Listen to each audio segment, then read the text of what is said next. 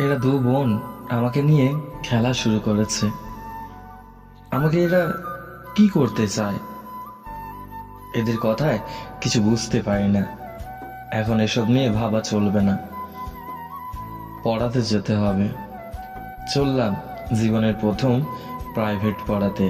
দোতলায় উঠে calling bell চাপলাম। একটু পর শম্পা দরজা খুলে দিল।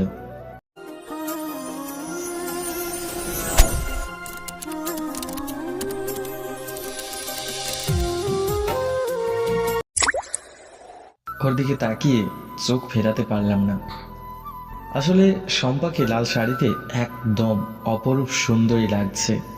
এমন করে কি দেখছেন? কিছু না তো। আপনার চোখ বলছে আপনি মিথ্যে বলছেন। আসলে তোমাকে অনেক সুন্দর লাগছে। তাই? হুম। ধন্যবাদ। বাইরে দাঁড়িয়ে থাকবো নাকি? ওহো, কথা বলতে বলতে ভুলেই গেছি। ভেতরে আসুন। ভেতরে গেলাম। তোমার পড়ার টেবিলে চলো। চলুন আমার সাথে। শম্পার পিছু পিছু চললাম। একটু পর ওর রুমে প্রবেশ করলাম। আমার রুমের মতো না, বেশ সুন্দর করে গোছানো। এক কথায় রুমটা ভালো লেগে গেল। শম্পা টেবিলের পাশে একটা চেয়ার দেখিয়ে আমাকে বসতে বলল। আমি চেয়ারে বসে পড়লাম।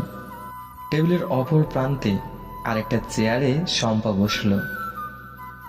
এভাবে কখনো কোনো মেয়ের সামনে বসা হয়নি, তাই ভেতরে ভেতরে ভয় পাচ্ছি। কি বলে পড়া শুরু করব বুঝে উঠতে পারলাম না। কি ভাবছেন?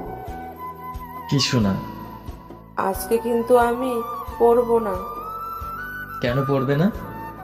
এমনি, এটা আমার ইচ্ছে। আমি এটা মানতে পারবো না। না, মানলে কিছুই করার নেই। আর বেশি চালাকি করলে যাও বলো গিয়ে, আমি তোমাকে পড়াবই না। তো তোমার কথা শুনে কি করব বলো? বলতে হবে না। একটা থাপ্পড়ের জন্য কান ধরে উঠবোস করিয়েছ, এতেও তোমার শান্তি হয় নাই। এখন আবার ব্ল্যাকমেল করছো। তুমি তোমার আম্মুকে গিয়ে সব বলে দাও। তিনি হয়তো আমাদের বাসা থেকে বের করিয়ে দিবে।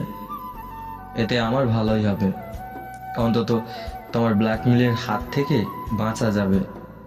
আমি আর এখানে এক মুহূর্ত থাকতে চাই না বলেই চেয়ার থেকে উঠে পড়লাম।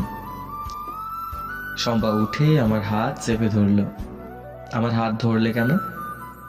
আপনি এভাবে চলে গেলে আম্মু খুব কষ্ট পাবে। আমি কথা দিচ্ছি আপনাকে, আর কখনো ব্ল্যাকমেল করব না। সত্যি বলছো তো? সত্যি সত্যি। তোমাকে পড়ানোর সময় আমাকে শেয়ার বলবে। আচ্ছা, চেষ্টা করব। আচ্ছা। এখন তাহলে পড়ানো শুরু করুন। শম্পাকে কিছুক্ষণ পড়িয়ে চলে আসলাম।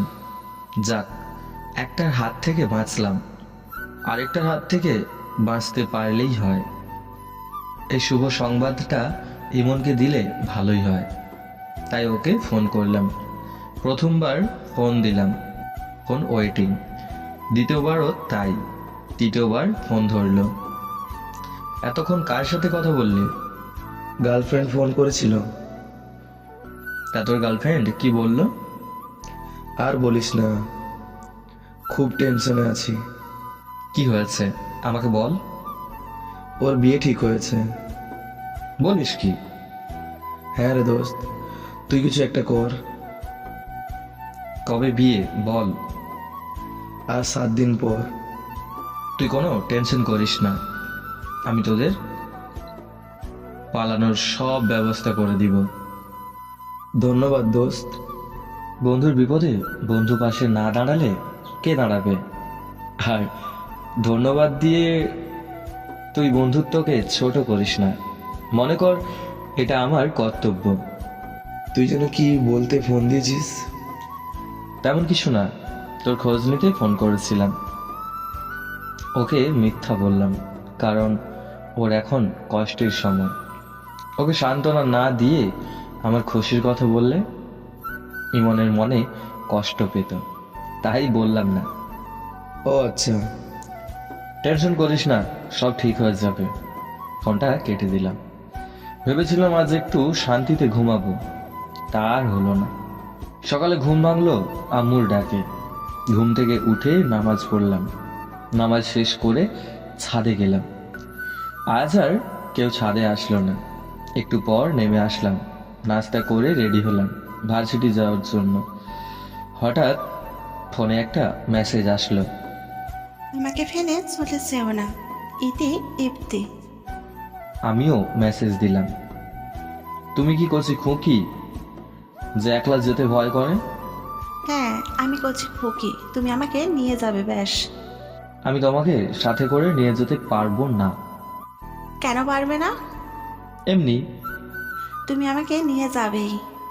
আমি তোমার বয়ফ্রেন্ড বা বর না, তাই তোমাকে সাথে নেওয়ার প্রশ্নই ওঠে না। তোমাকে শেষবারের মতো বলছি, আমাকে তোমার সাথে নেবে কি না? নেব না। পারলে তুমি কিছু করো। ওকে, তোমাকে দেখাচ্ছি মজা। এর পরবর্তী পর্ব দেখার জন্য আমাদের চ্যানেলটি সাবস্ক্রাইব করুন, পাশে থাকা বেল আইকনের অল ঘন্টিটা বাজিয়ে দিন, আর হ্যাঁ, একটু শেয়ার করে দিন বন্ধুরা। আর হ্যাঁ, একটা লাইক করে কমেন্টে জানিয়ে যাবেন কেমন লাগলো। আপনাদের একটা কমেন্ট পেলে আমরা মোটিভ হই নতুন নতুন গল্প বানানোর জন্য। ধন্যবাদ।